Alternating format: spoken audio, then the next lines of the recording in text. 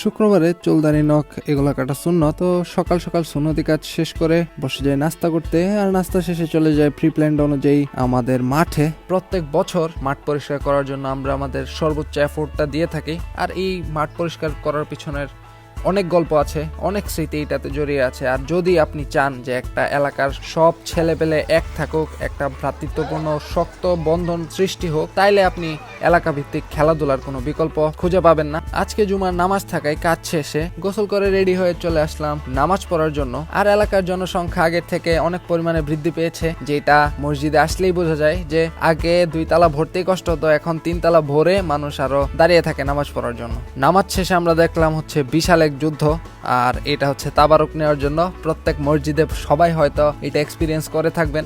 সবাই মিলে বিকালবেলা বেরিয়ে যায় বাজার করার উদ্দেশ্যে। বাজার তো ধীরে ধীরে করতেছি তোরের জন্য, একদিনে তো সব করা পসিবল না। আজকে আসছি হচ্ছে মোরগ মাংস কেনার জন্য।